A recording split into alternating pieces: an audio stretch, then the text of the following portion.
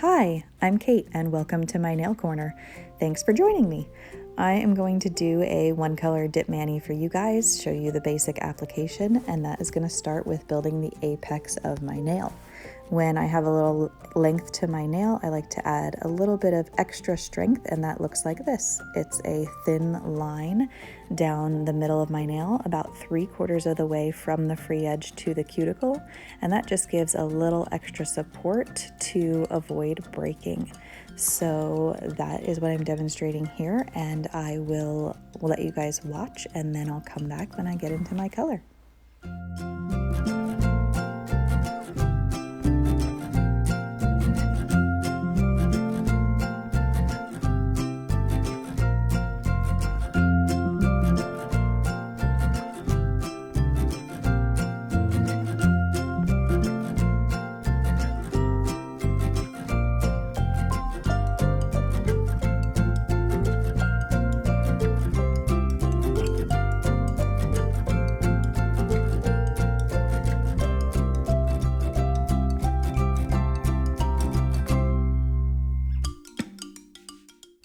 Alright, so we're done building that apex up, and I am going to do Revel's Bette. B-E-T-T-E is Bette to me. Some people call it Bette. I don't know.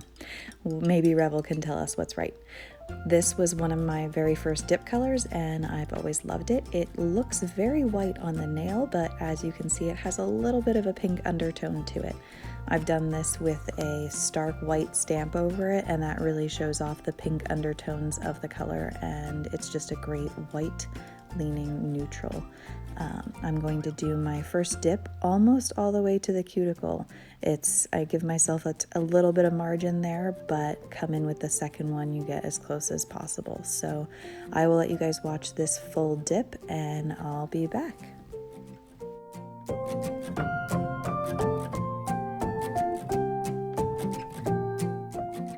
Just kidding, I'm back. I thought of a few things I wanted to clue you guys in on. So you'll see here I'm going to take a toothpick and run it right around the cuticle line of my nail. That is a big help in keeping any product from touching your cuticle or your skin. The reason you want to keep all of that product off of your skin is when it adheres to your skin, it may cause lifting in your manicure. You don't want lifting. That is separation from the product and your nail, and moisture can get trapped under there, and it can cause a fungus, commonly referred to as a greenie, on your nail. If you remove your dip powder and find a green mark on your nail, it's because moisture got trapped under there and it's a fungus. I've never had it happen. I don't want it to happen, so I do everything I can to prevent lifting from happening, and if I do notice any lifting, I do removal right away so that I can prevent that.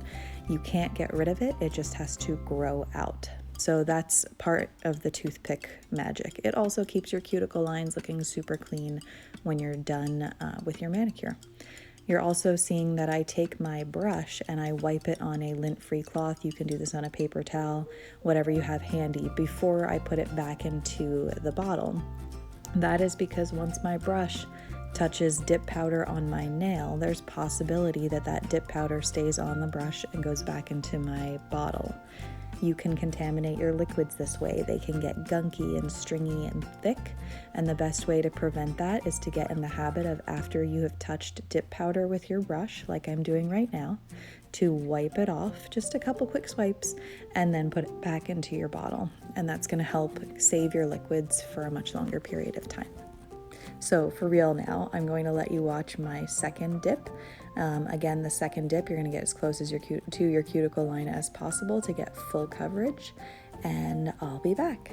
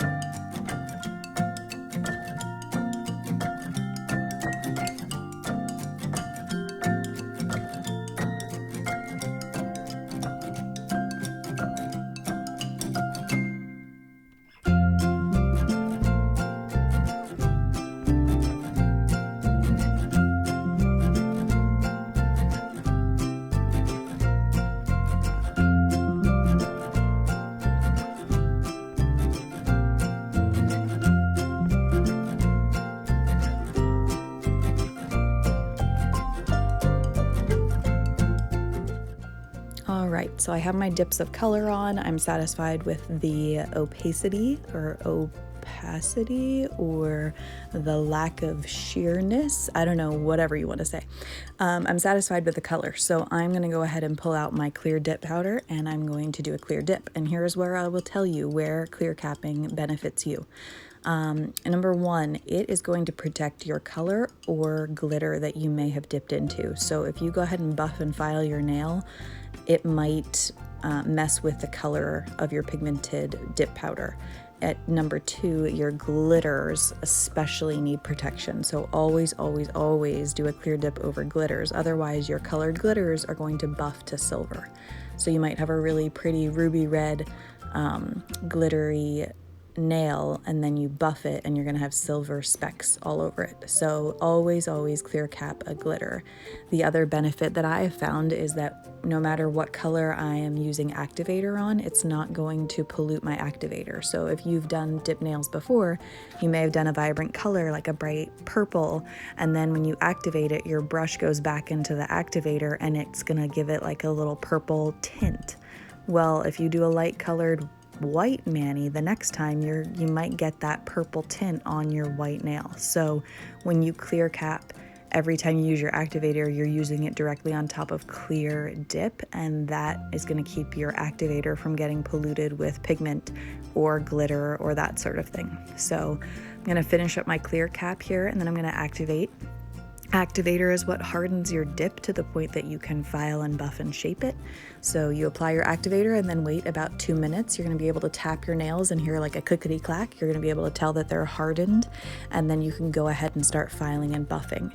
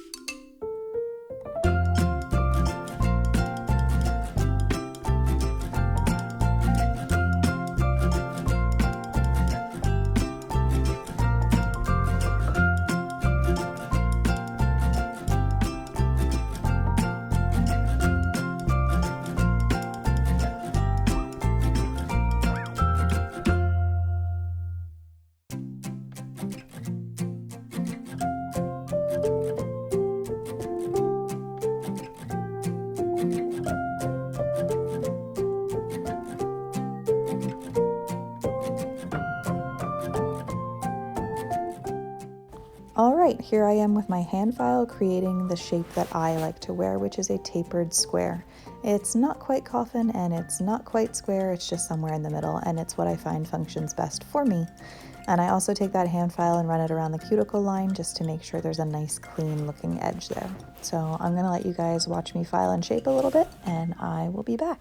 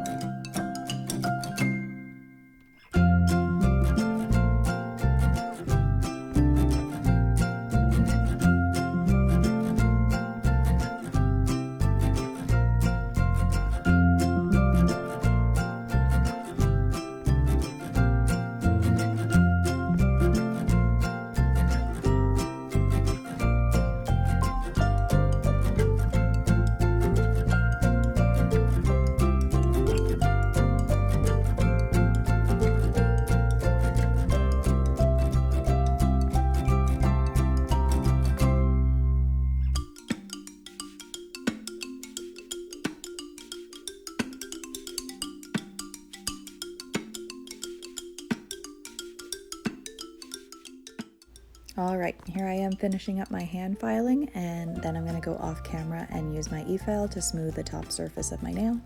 You can use a buffing block if you're more comfortable with that. Either one does the trick. So go ahead and buff and e-file, whatever you pick, and then wash your hands. Dry them thoroughly before you come back and add your activator. After you've buffed and washed, you need to activate again because that activator is what cures your top coat and dries it. So go ahead and generously apply your activator, and then you're going to wait about 2 minutes at the most. It's not as important to wait this time. The first time you waited 2 minutes so your nails would harden so you could buff. This time they just need to be activated again. After a minute or so, you want to take in a paper towel or lint-free cloth, whatever you have available, and wipe your nails off. The reason you're doing this is because you don't want any trace amounts of activator getting into your top coat. As much as your top coat needs activator to cure, you don't want activator in your top coat jar contaminating it. It'll get stringy and goopy and you'll be real sad. So go ahead and wipe that off, and then just like we did with the base coat, once you touch your nail with your top coat brush, you want to wipe it off before putting it back in the jar. Just get in the habit from day one and you'll be glad you did. So first coat of top coat is about 2 to 3 quick swipes over the nail, and that's it. Then you'll go right back over it with a more thorough coat, and you'll see that here.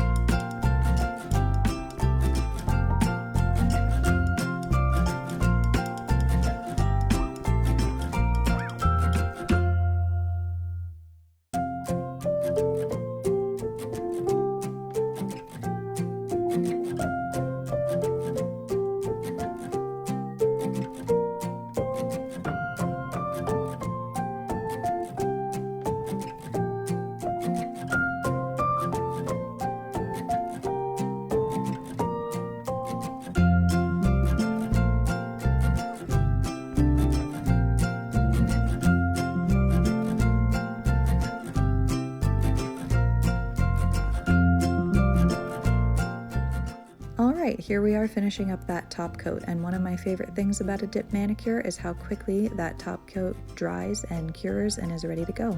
So 2 to 3 minutes after you finish up that top coat application and it will be hardened and ready to face the world.